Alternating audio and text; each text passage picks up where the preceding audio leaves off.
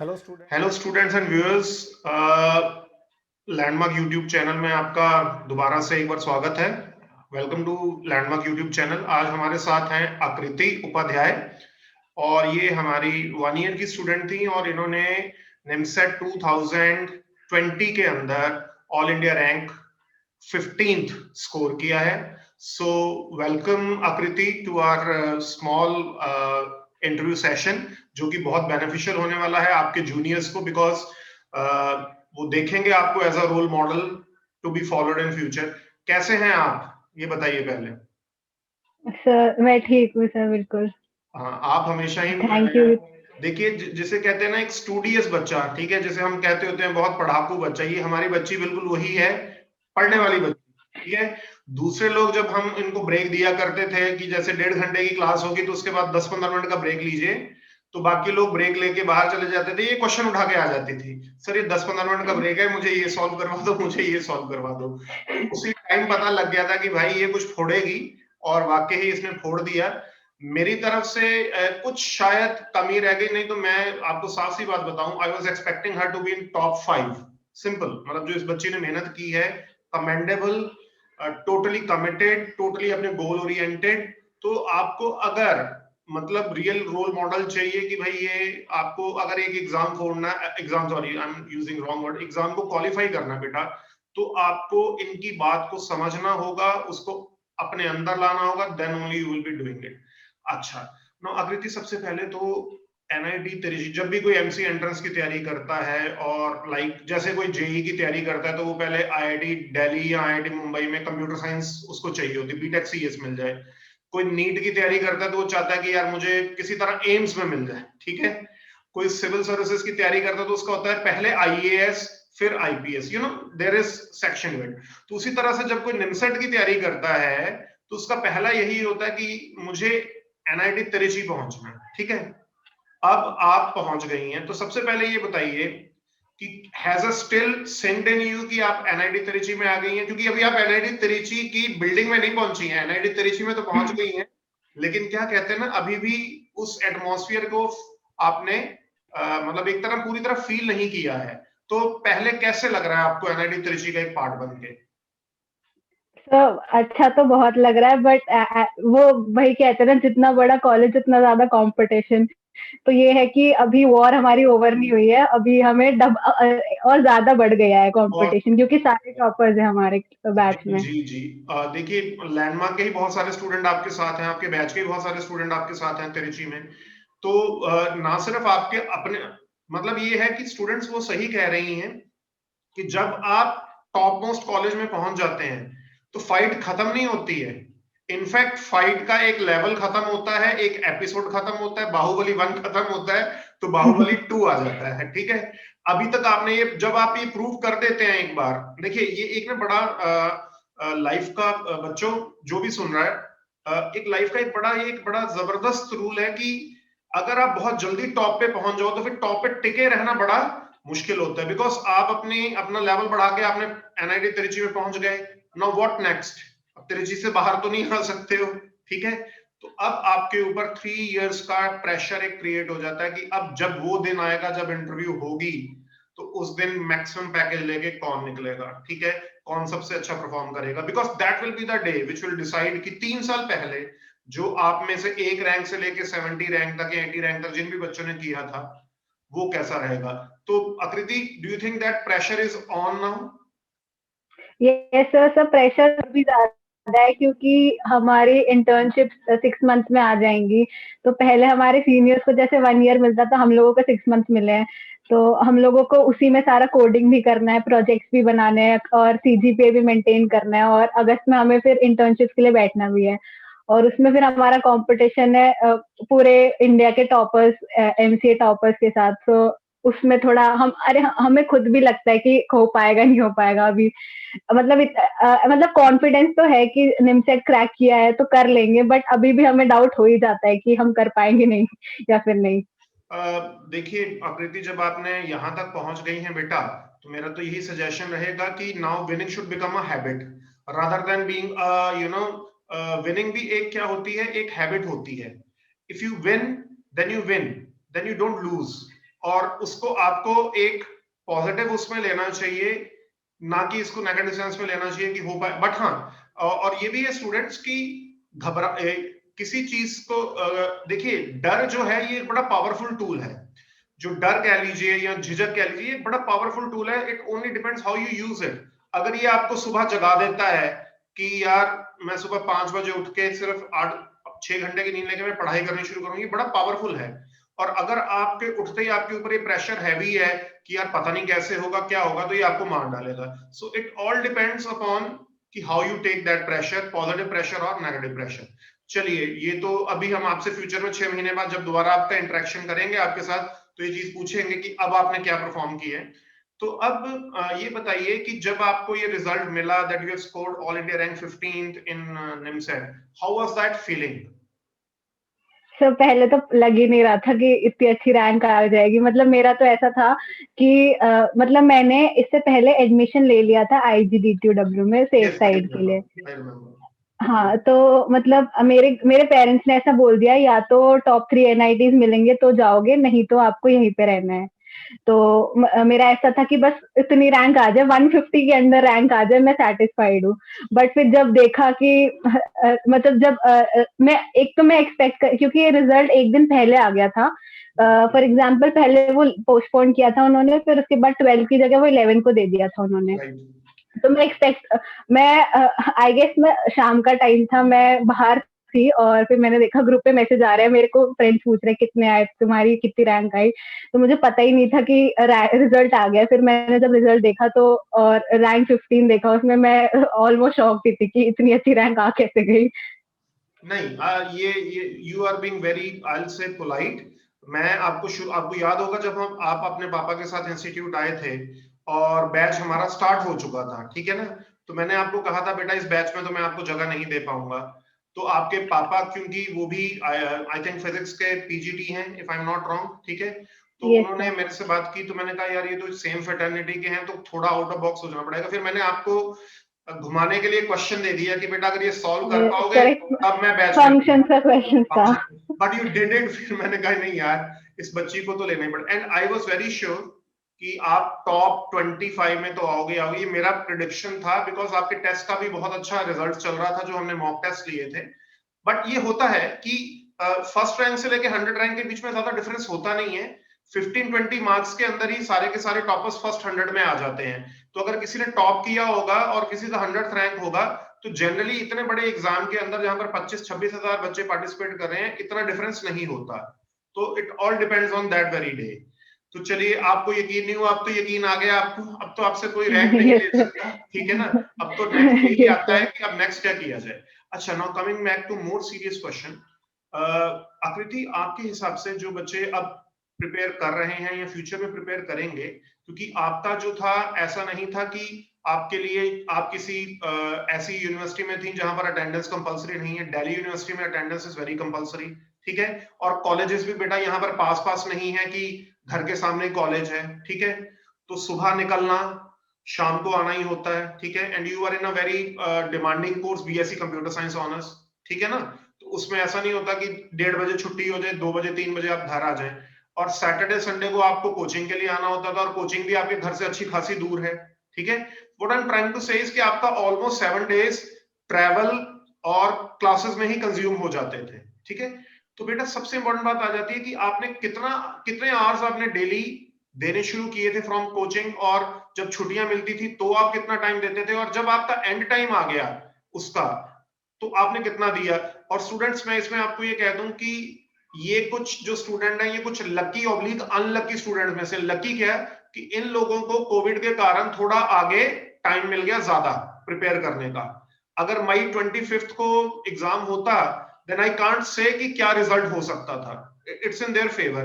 Unlucky इस बच्चों को मैं इसलिए कहूंगा कि इनको अब अपना फर्स्ट ईयर प्रिपेयर करने के लिए they are not getting 12 months, they are getting only 6 months. 3 months का एक सेमेस्टर है, 3 मंथ्स का, तो विद एवरीथिंग कम्स समथिंग। तो बेटा आपने कैसे मैनेज किया, मतलब उसको, उस टाइम को? क्योंकि मार्च 23 तो तक तो मैं आपको तो पता नहीं था कि वो लगने वाला है, कुछ भी लॉकडाउन। तो मार्च 23 तक तो आपकी एक ही तरह की पॉलिसी रही होगी ना प्रिपेयर करने की। व्हाट वाज दैट बेटा? सर जैसे शुरू में जब कॉलेज होता था तो अटेंडेंस के लिए प्रॉब्लम होती, तो मैं बुक्स अपनी, मैंने जो आपने मटेरियल दिया था वो बहुत काफी मोटा था, तो मैंने उसको डिवाइड कर लिया था खुद ही, आपस में उसको डिवाइड करके रखा हुआ था। तो मैं उसको खुद ही कॉलेज में ले जाती थी, और जब भी मुझे ब्रेक मिलते थे या फिर क्लास में मुझे ऑनेस्टली कुछ समझ आता नहीं है, जब टीचर्स पढ़ाते हैं, तो मैं पीछे वाली सीट पे बैठ के मैं मैथ के क्वेश्चन भी सॉल्व करती रहती थी। और मोस्टली जब मेरे फ्रेंड्स कभी मूवीज वगैरह जा रहे होते तो मैं नहीं जाती थी मोस्टली, क्योंकि मेरा ऐसा होता था कि एक साल ही मेहनत करनी है, ये तिरछी जाके कर लेंगे या फिर कोई बड़े कॉलेज में जाके कर लेंगे, तो मुझे ये नहीं था। और बाकी मैं कॉलेज भी इतना ज्यादा जाती नहीं थी, क्योंकि हमारे हमारे वाले कॉलेज में इतना अटेंडेंस का इश्यू नहीं था। तो और कोचिंग तो मैं रेगुलर। ये ऑन एयर बोल रही हैं आप, बड़ी प्रॉब्लम में आ सकती हैं, आपकी टीचर्स आपके पीछे पड़ सकती हैं कि what are you saying about this. But ठीक है, मतलब सर एंड में क्योंकि वो भी हो गया था ना, क्योंकि ऑनलाइन क्लासेस हो गई थी, तो इस हाँ, वजह से। मैनेजेबल। स्टूडेंट्स, एक बड़ी इंपॉर्टेंट बात उन्होंने कही कि जब आपको एक साल देना है, ठीक है, और उसके बदले में आपको मतलब देखिए स्टूडेंट्स, आप कभी भी, एंटरटेनमेंट का तो कोई एंड नहीं है, मूवीज कभी भी आएंगी जाएंगी, बहुत सारे इवेंट्स भी आएंगे जाएंगे। इन्होंने, मैं जानता हूं ना, मैंने आपको क्या कहा, ये ऐसी बच्ची है हमारी, जैसे हम 1.5 घंटे की क्लास के बाद ब्रेक लेते थे, तो ये बच्ची मेरे पास क्वेश्चन लेके आ जाती थी, सर ये मेरे, आप 15 मिनट हैं सर, तो आप 2 मिनट में आप भी वो, तो मेरे को, मैं इसका वेट ही किया करता था कि अभी मैंने क्लास में ब्रेक दी है, अभी ये और एक दो बच्चे और होते थे, इवन सिमरन, ठीक है, वो दोनों आ जाते थे, सर ये बताओ, सर ये बताओ, सर ये बताओ। तो एक बड़ा अच्छा लगता था। तो जो आकृति ने बात कही है, जो फेलो स्टूडेंट्स हैं, देखिए आप 11th-12th में दबा के मेहनत कर लीजिए और अच्छे से प्रिपेयर कर लीजिए, तो आपका जेई निकल जाएगा, आपकी स्ट्रगल ओवर हो जाएगी। वो नहीं किया तो फिर आपको ग्रेजुएशन के बाद करना पड़ेगा कहीं ना कहीं जाके बच्चों। और अगर आपने ये नहीं किया तो बच्चों फिर ये होगा कि जिस जॉब में आप जाओगे वो आपसे फिर इतनी मेहनत करवाएगी कि आपका पसीना निकल जाएगा, ठीक है।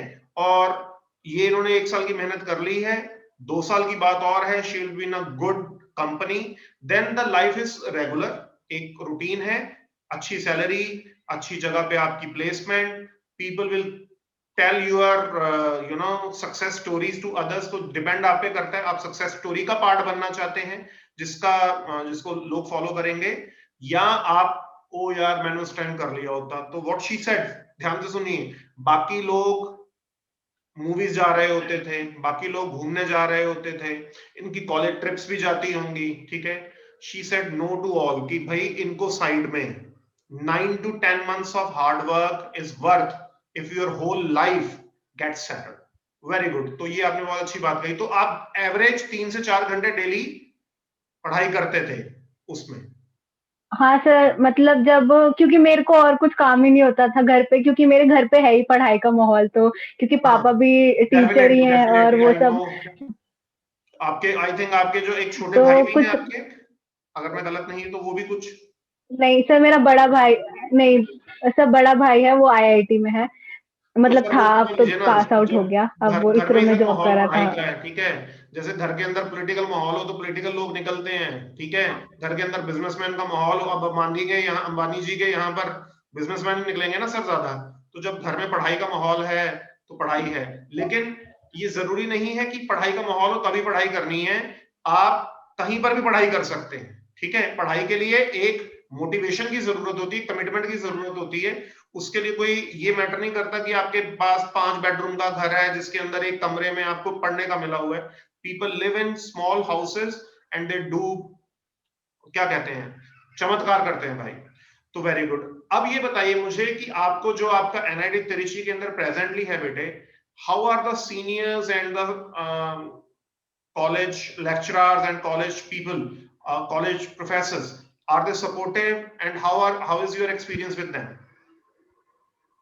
सर फैकल्टी से तो अभी ऑनलाइन ही इंटरेक्शन, मतलब अभी तो सबसे ही ऑनलाइन इंटरेक्शन हुआ है, तो फैकल्टी से हम डायरेक्टली इंटरेक्ट कर नहीं सकते, तो पढ़ाने के मामले में सब सही है। और हमारे मतलब जैसे डीयू में हम लोगों के एग्जाम्स बहुत कम होते थे, यहाँ पे हमारे हर रोज ही एग्जाम्स हो रहे होते हैं, तो फैकल्टी वाइज काफी सही है कॉलेज, और सीनियर्स तो बहुत ही ज्यादा सपोर्टिव हैं, हर चीज में हेल्प करते हैं, हमारे कॉन्टेस्ट लेते हैं कोडिंग के ताकि हो जाए।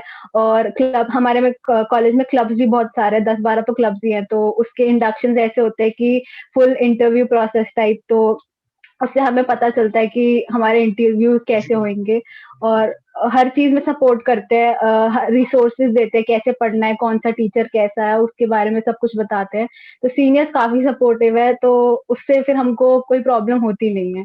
तो इन नटशेल आपको डीयू में और जो आपकी एक एक टेक्नोलॉजिकल कॉलेज का डिफरेंस होता है, अब वो आपको काफी तौर पे पता लग गया होगा कि एक yes sir. Technology driven campus totally जिसमें टेक्नोलॉजी कोर्सेज ही हैं, वर्सेस एक ऐसा जिसमें आपके पास you see DU is the DU भी कोई कम तो है नहीं, it is best to none, ठीक है, ये किसी भी तरह से कम नहीं, लेकिन एक टेक्नोलॉजी यूनिवर्सिटी का एक अपना ही लेवल है उसका, ठीक है। अच्छा, आपने क्या डीयू का भी एग्जाम दिया था, डीयू जेएनयू का? I think yes sir, yes sir, मैंने जेएनयू का नहीं दिया था, क्योंकि मैंने आईजीडीटी में ले लिया था, तो मुझे पता था कि मुझे जेएनयू तो अब जाना नहीं है, बस निमसेट और डीयू मेरा फिर हो और गया था कि इन डीयू में भी दोनों का आपने ही देना क्वालिफाई है। किया है, डीयू में भी you were qualified in DU also?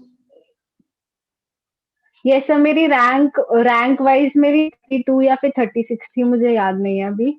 अब कोई फर्क नहीं पड़ता बेटा, हाँ, बट क्योंकि अब कोई फर्क नहीं पड़ता, अब history has been written, so there is no point कि अगर वो मतलब अब क्या कहते हैं ना, अगर किसी ने बनना था तो बन गया, अब उसके बारे में स्टोरी डिस्कस करके क्या करना। बट मुझे आपका शुरू से ही फोकस मुझे याद है निमसेट के लिए था, you are totally focused on yes NIMCET, sir, आपने यस कोई सर। दूसरी चॉइस रखी नहीं थी। मैंने आपसे कई बार जब पर्सनली भी इंटरेक्ट किया था कि बेटे आप डीयू के लिए या जेएनयू, तो यू सेड सर मेरे लिए इट इज ओनली इधर निमसेट और नथिंग। तो वो भी बहुत हेल्प करता है जब आप एक yes single sir. Mind focus हो जाते हो। अच्छा बेटा, आप ये बताइए कि आपके जो जूनियर्स हैं जो इस साल प्रिपेयर कर रहे हैं, उनके पास अराउंड 90 डेज बचे हैं स्टार्टिंग फ्रॉम नाउ। आज हम 28 फरवरी को आपकी इंटरव्यू ले रहे हैं, तो तकरीबन 3 महीने का टाइम बचा है। What would you suggest to them in these 3 months basically?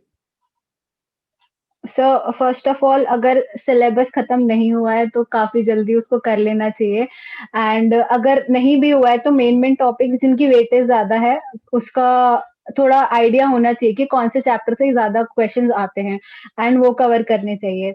और one more suggestion would be JEE Mains के previous year papers which are very important, और उसमें काफी टाइम लग जाता है प्रिपेयर करने में उनको, क्योंकि हमसे नहीं बनेंगे क्वेश्चन शुरुआत में, तो उनका उनका सोल्यूशन देखना, और एक बार में क्वेश्चन करके होने भी नहीं वाला, तो एक ही क्वेश्चन को, क्योंकि निमसेट एक ऐसा एग्जाम है जिसमें हमें टाइम नहीं मिलता है क्वेश्चन देख के समझ के सॉल्व करने का, तो हमें अगर अप्रोच पता हो क्वेश्चन देखते ही तो वो बेटर रहता है। तो अगर हमने एक ही क्वेश्चन 2-3 बार सॉल्व करा होता है तो हमारे दिमाग में रहता है कि हाँ ऐसा क्वेश्चन आया तो हम इसको ऐसे सॉल्व कर सकते हैं। तो जितने ज्यादा क्वेश्चन, अगर आप ज्यादा वैरायटी ऑफ क्वेश्चन मैं एडवाइस नहीं करूंगी किसी को करने की, लिमिटेड क्वेश्चंस करो बट उनको ढंग से करो जिसमें सारे कॉन्सेप्ट कवर हो रहे हो। और I would suggest mock test देना is very very important, and revision, क्योंकि बिना मॉक टेस्ट के you can not do good in NIMCET because it need speed. बिना स्पीड के बिल्कुल। निमसेट में आप क्लियर कर नहीं सकते। आई थिंक निमसेट में पेपर के लेवल से ज्यादा डिपेंड करता है कि आपकी स्पीड कैसी है, आपकी उस डे की प्रेपरेशन कैसी है। Now coming to this very important question, आपने, मुझे पता है आपने एक एक निमसेट के प्रीवियस ईयर का बनाया हुआ था पर्सनल की, इसमें से इतने क्वेश्चन आए, इसमें से इतने क्वेश्चन आए, and all that you had that data, and even we provided you people with that. तो 2018 2019 का अगर आपने देखा हो पेपर, जब आपको भी पता है निमसेट का, it was compare to previous years pretty tough, ठीक है ना, 19 in a particular was very tough, लेकिन 20 तो द इजीएस्ट ऑफ 10 इयर्स आ गया, ठीक है। तो अब जब आपने ये पेपर देखा, क्योंकि आप प्रिपेयर करके गए थे टफ के लिए, right, we also prepared you for the tough, you also prepared for the tough, लेकिन पेपर आ गया इजी। अब पेपर जब इजी आ जाता है तो उसमें मैं कहता हूं गधा घोड़ा एक बराबर हो जाते हैं, फिर उसमें ये फर्क नहीं रह जाता कि आपने बहुत टॉप लेवल की प्रिपरेशन, वहां डिफरेंस आ जाता है एक्यूरेसी और टाइमिंग का। तो वो 2 घंटे जब आपने पेपर देखा, तो were you shocked, were you in a mood off कि ये क्या हो गया, तो आपने उसको कैसे मैनेज किया, बिकॉज उसी वजह से आपकी इतनी अच्छी रैंक आई है, जो 2 घंटे आपने अपने आप को अच्छे से एग्जीक्यूट किया अपने प्लान को? सर मेरा तो जब भी मैंने काफी सारे मॉक टेस्ट दिए, मैंने मतलब मैंने 150 मॉक टेस्ट तो दिए ही होंगे, चाहे ऑफलाइन दिए हो चाहे ऑनलाइन दिए हो। तो मेरा हमेशा ऐसा हो गया था कि मुझे सबसे पहले कंप्यूटर अटेम्प्ट करनी है, फिर उसके बाद इंग्लिश अटेम्प्ट करूंगी, देन रीजनिंग, देन लास्ट में 75 मिनट चाहे कुछ भी हो जाए मैथ्स अटेम्प्ट करनी ही करनी है। और बाकी सारी चीजें उन 45 मिनट्स में खत्म करना है, चाहे आता हो, जितना आता हो उतना करना है। तो जब निमसेट 2020 के पेपर में English was very easy and computer was also very easy, but जो हमारी रीजनिंग थी उसमें मैंने 21 क्वेश्चंस अटेम्प्ट किए थे, और क्योंकि बाकी सारे क्वांटिटेटिव के क्वेश्चंस थे वो मुझे थोड़ी टफ लगती थी, उसमें मेरा टाइम बहुत ज्यादा कंज्यूम होता था। तो मैंने ऐसे किया था कि मैंने ज्यादा सोचा नहीं, जो जो क्वेश्चंस मुझे आते जा रहे थे मैं उनको करती जा रही थी, और मेरा ऐसा था कि बाद में टाइम बचेगा तो देख लूंगी इसको। तो मैंने किसी भी क्वेश्चन पे ऐसा टाइम वेस्ट नहीं किया कि ये है इसको कर लेते हैं, बट मेरे को ऐसा था कि ये देखते ही आ रहा है तो ठीक है, नहीं तो लास्ट में करूंगी इसको। So you were तो fixed on your जितना, plan for 45 minutes reasoning yes online sir, computers and 75 for maths. Yes sir, अभी मेरा मतलब वही आपके था बहुत क्योंकि सारे टॉपर्स से बाकी आपके फ्रेंड्स हैं, जैसे कि यासिर हैं, अमित हैं, जो अभी के बैच के हैं, आप वहां पर डिफरेंट बैच में थे, उनसे बात हुई, they had some different approach. उन्होंने पहले मैथ स्टार्ट किया, फिर बाद में रीजनिंग कंप्यूटर। देखिए स्टूडेंट्स, ये हर एक की अपनी अपनी होती है। अब इनका रैंक 15th है तो आप उस हिसाब से ये ना सोचिए इन्होंने बताया तो चलो मैं रीजनिंग कंप्यूटर। आपकी अपनी एक वो होनी चाहिए कैलकुलेशन। जैसे आपको बाकी इंटरव्यूज में आपने देखा होगा, किसी बच्चे ने पहले मैथ्स किया है, किसी बच्चे ने मैथ्स को पहले 50 मिनट्स दिए, फिर रीजनिंग कंप्यूटर किए। It all depends on your calculation. अब जैसे ये कह रही हैं आकृति की इनका क्वांट उतना पक्का नहीं था जितना बाकी पार्ट पक्के थे, हो सकता है आपका क्वांट पक्का हो, तो इट डिपेंड्स, आप एक आइडिया ले सकते हैं। मेन बात उन्होंने क्या कही कि उन्होंने खूब सारे मॉक टेस्ट दिए, अपनी स्ट्रेटजी को ऑलरेडी पहले उन्होंने वाटर प्रूफ किया कि हाँ ये मेरी स्ट्रेटजी एक पेपर पे, दो पेपर पे, तीन मैंने 1 2 3 4 5 मेरे पेपर्स पे सेट बैठ रही है, एंड दैट इज हाउ उन्होंने अपनी एक स्ट्रेटजी बनाई। इसी तरह से आपको जैसे बनानी होगी। जी जैसे सर मतलब ये सारा ट्रायल एंड एरर वाला काम होता है। जैसे मैं शुरुआत में मेरी ऐसी स्ट्रैटेजी थी कि जब शुरू में एकदम मॉक टेस्ट होते थे तो मैं ऐसे सोचती थी कि पहले मैथ्स कर लेती हूँ, बाकी चीजें बाद में करूंगी। बट फिर जब मैं उस वाली स्ट्रैटेजी से करती थी तो मेरा मैथ्स में ही सारा टाइम चला जाता था और मैं फिर रीजनिंग और कंप्यूटर्स नहीं कर पाती थी। तो ये 2-3 ट्रायल एंड एरर मेथड करके मैंने पहले ये करके देखती हूँ, ये करके देखती हूँ, तब जाके फाइनल मेरी ये स्ट्रैटेजी बनी थी और मेरे को लगा था हाँ ये वर्क कर रही है, तो मेरे को यही करना चाहिए अब। डेफिनेटली बेटा, अगर मक्खन निकालना है दूध में से तो पहले उसको उबालना पड़ेगा, फिर मलाई अलग पड़ेगी, फिर उसको रगड़ना पड़ेगा, फिर जाके आपका घी निकलेगा। तो एक सही कह रही हैं वो स्टूडेंट्स कि ए की स्ट्रेटजी बी के लिए नहीं हो सकती, बी की स्ट्रेटजी सी के लिए नहीं हो सकती, सी की डी के लिए नहीं हो सकती। कॉमन हो सकता है आपकी स्ट्रेटजी में 70 to 80% कॉमन हो सकता है, 20% तो आपको अपने हिसाब से ही करना होगा। और ये भी मैं आपको बता दूं, अगर आपकी स्ट्रेटजी फिक्स नहीं है तो आकृति भी जानती है कि हमारे ही बैच, इनके ही बैच में बहुत सारे अच्छे स्टूडेंट्स थे जो अच्छा परफॉर्म कर रहे थे, लेकिन on that very day they fumbled, they really fumbled, they didn't know what to do and they didn't know what to do. अब मैं उसमें आपको फ्यूचर में एक और बच्चे से मिलवाऊंगा जिसका, जो हमारे उसमें मॉक टेस्ट में लगातार बहुत अच्छा परफॉर्म कर रहा था, लेकिन वो उसमें फंबल कर गया और उसकी रैंक 300 प्लस चली गई, but he top Delhi university MCA thankfully, उसमें उसका 6 रैंक आ गया, तो आज वो दिल्ली यूनिवर्सिटी में है। तो loss is not that severe, लेकिन ये हो सकता है। तो इसलिए आपको अपनी एक स्ट्रेटजी लॉन्ग टेस्ट से देनी होगी जितने मॉक टेस्ट हो पाए। अच्छा, एक और बहुत इंपॉर्टेंट क्वेश्चन है बेटा कि आपने जैसे अपनी प्रेपरेशन है उस दौरान, जैसे आपने शुरू में बताया मैथ्स को बहुत टाइम देती थी हमेशा से, तो आपने रीजनिंग, कंप्यूटर और इंग्लिश के पार्ट्स को कितना टाइम दिया पूरे थ्रू आउट द ईयर, और उनको कैसे प्रिपेयर किया आपने?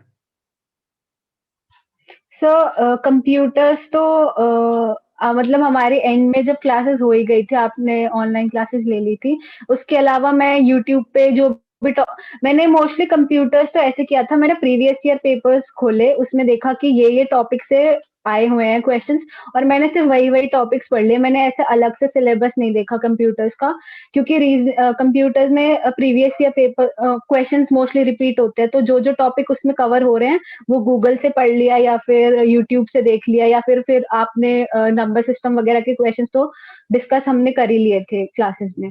और रीजनिंग के लिए तो कोचिंग में ही हो गया था मोस्टली। तो रीजनिंग के टॉपिक्स उसमें भी मेन होते हैं, जो seating arrangement and blood relation वगैरह, वो सब तो वो जो मेन टॉपिक्स हैं जो प्रीवियस ईयर में आ रहे हैं।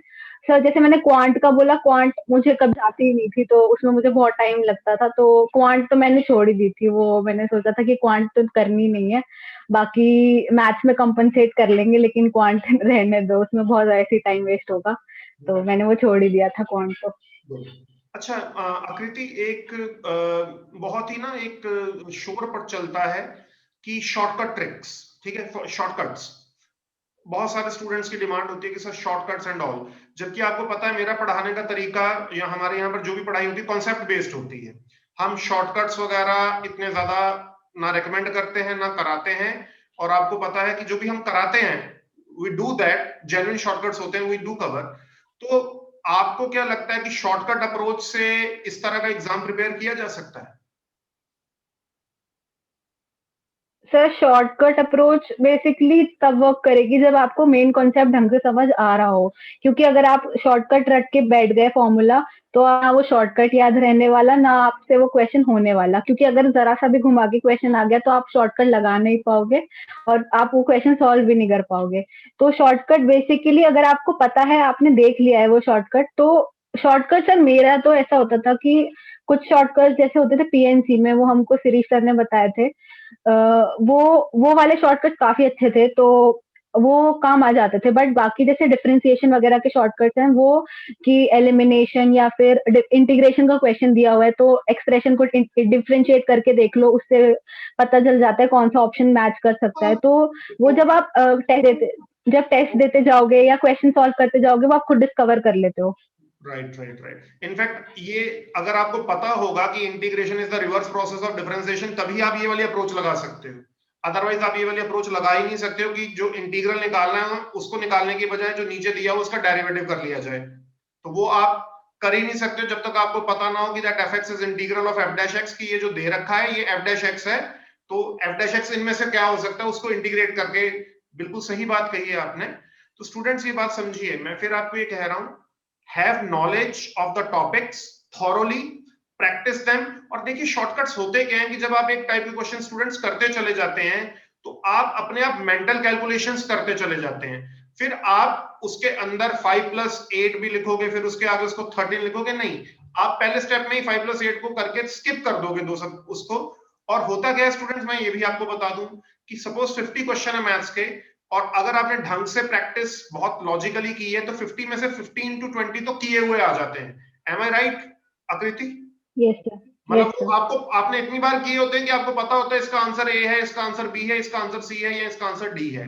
तो होता क्या कि मान लीजिए आपने 1 आवर मैथ्स के लिए रखा है, जैसे इन्होंने 75 मिनट्स रखे, मान लीजिए आपने हाइपोथेटिकली 1 आवर रखा है, तो 15 क्वेश्चंस अगर आपको ऐसे आते हैं जो आपने किए हुए रिवाइज हैं, तो बाकी 45 के लिए आपके पास 60 मिनट्स ऑलमोस्ट बच जाते हैं, जिसके अंदर कुछ क्वेश्चंस स्ट्रेट फॉरवर्ड होते हैं, कुछ क्वेश्चंस में आपको टाइम लगता है, और कुछ क्वेश्चन स्टूडेंट्स ऐसे होते हैं, आकृति विल जस्टिफाइड, जो करने ही नहीं चाहिए, जो दिए ही इसलिए जाते हैं कि आप अटकें, और आप अटकें, आपका टाइम वेस्ट हो, आप एलिमिनेट हो जाएं।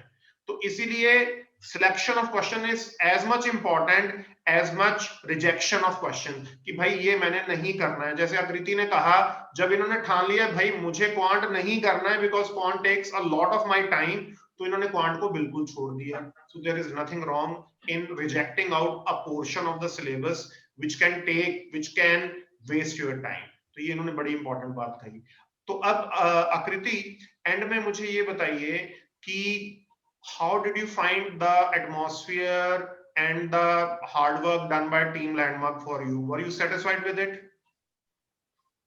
Yes sir. सर मतलब मैं ये एक बात ये बोलूंगी, जैसे फेलो कोचिंग इंस्टीट्यूट हैं, मैं किसी का नाम नहीं ले रही हूँ, बट ये है कि जब लॉकडाउन हुआ था तो it was really tough for us also and for you also to manage everything. But Landmark एक ऐसा इंस्टीट्यूट है जिसने देयर एंड देन एक ऐप बनाई जिसमें आप हमारी क्लासेस लेते थे, एंड मेरे फ्रेंड्स थे बाकी कोचिंग इंस्टीट्यूट में, देवर लाइक हमारे यहाँ तो कुछ करवा ही नहीं रहे हैं।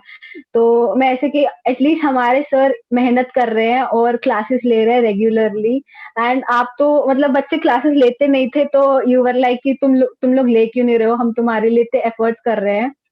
तो एंड एंड देन फिर पहले हमारे मॉक टेस्ट भी पीडीएफ वर्जन आते थे, बट देन आपने ऐप में ही वो क्रिएट कर दिया था ऑनलाइन टेस्ट का system. So effort wise I have no complaint from Landmark institute and it was you did your best. And sir मेरा तो ये है कि you can not totally rely on a coaching institute और a teacher. ये dream आपका है NIT जाना, तो हार्डवर्क आपको ही करना पड़ेगा, कोई टीचर आपके बदले नहीं कर सकता। So it's not about, you can not blame anyone, and ये आप ही का है। एंड टीचर आपको सिर्फ हेल्प प्रोवाइड कर सकते हैं, और if you are asking for it, teacher हमेशा रेडी होते हैं करने के लिए, but it's like you have to do it. अगर आपको करना है तो आप कर लोगे। बिल्कुल सही बात है। देखिए स्टूडेंट्स, हम भी यही कहते हैं, हम एज एन इंस्टीट्यूट या मेरे जितने भी और इंस्टीट्यूट, चाहे वो निमसेट की कोचिंग देते हैं, कैट की देते हैं, जेई की देते हैं, आज की डेट में स्टूडेंट इतना कट थ्रॉट कंपटीशन है कि हम सभी हार्डवर्क करते हैं। मैं अपनी बात नहीं कर रहा हूं, जैसे हमारी बेटी ने कहा, सभी हार्डवर्क कर रहे हैं इस टाइम पे, कोई ऐसा नहीं है। At the end of the day it comes to you. ठीक है, आपकी जगह जाके मैं या आपके टीचर नहीं दे सकते टेस्ट, हम सिर्फ आपको बता सकते हैं, और हमारा एक्सपीरियंस वहां काम आता है कि उसी टाइप के क्वेश्चन आते हैं, उसी तरह की चीजें आती हैं। But at the end of the day, जैसे उन्होंने कहा कि सपना आपका है, ड्रीम आपका है, तो काम भी सर आपको ही करना पड़ेगा। अगर रात को आपको, जैसे मैं I and the discussion with Aakriti, with doctor APJ Abdul Kalam Azad, very important doctor APJ जो हमारे राष्ट्रपति थे, कि dreams are not that you know that you have in your night sleep. Dreams are those who don't let you sleep. सपने वो नहीं होते जो आप रात में देखते हैं सोते हुए, सपने वो होते हैं जो आपको सोने नहीं देते। And here is this girl who is a perfect example of this, कि जिसने बच्ची ने अपने दिन रात सुबह शाम कुछ नहीं देखा, सिर्फ अपना सपना देखा, और अल्टीमेटली उसने उसको कंप्लीट किया। सो आकृति, आई thank you very much for this inspirational interview, which will be very much helpful to your juniors also, क्योंकि आप समझते हैं सीनियर की कितनी इंपॉर्टेंस है। तो अगर आप भी अपने जूनियर्स की हेल्प नहीं करोगे तो एक वो क्या कहते हैं ना, एक सिलसिला कड़ी का नहीं जुड़ पाएगा। तो in the end, as she has said, dream it, live it, work hard for it, and then कोई आपको नहीं रोक सकता है। तो आकृति, आपसे हम सिर्फ इतना वादे के साथ अलविदा कहते हैं कि आप जैसे जैसे आपकी जर्नी होगी एनआईटी त्रिची के अंदर, 1 ईयर खत्म होने के बाद, 2nd ईयर खत्म होने के बाद, 3rd ईयर खत्म होने के बाद, आप हमें साल का आधा घंटा जरूर देंगी, ताकि हम आपके जो जूनियर्स आ रहे हैं उनको इंस्पायर कर सकें कि वो भी आपकी तरह ही एक सक्सेस पाथ को फॉलो करें, and they live a life worth living. Wish you all the best बेटा। एंड इन द एंड मुझे सिर्फ एक बात, मुझे और आपके जूनियर्स पूछते रहते हैं कि मैम से, दीदी से, भैया से पूछना कि अब एमसीए क्या 2 साल की हो रही है या इस साल भी अभी 3 साल की? आपकी तो 3 साल की है, तो आपके जो नीचे आ रहे हैं उनकी 2 साल की है या 3 साल की? कुछ पता है आपको इसके बारे में? सर अभी कुछ क्लियर नहीं है, एनआईटीज में तो कुछ क्लियर नहीं है, हमको भी नहीं पता है। मतलब ऐसे रूमर्स तो है कि है 2 इयर्स की, बट अभी कुछ फाइनल नोटिस नहीं आया है। चलिए, जो भी हो अच्छा हो सबके साथ, चाहे 2 साल का हो चाहे 3 साल का हो, अच्छी जगह आप सभी पढ़ें और अच्छी तरह से पढ़ें। ये कहते हुए मैं बहुत थैंक्स करता हूं आकृति कि आपने बेटा अपने बिजी शेड्यूल में से इतना टाइम निकाला और अपना जो एक्सपीरियंस है वो हमारे साथ शेयर किया। Wish you all the best and congratulations to you and your family once more for this wonderful achievement in your life. Thank you sir. Thank you very much.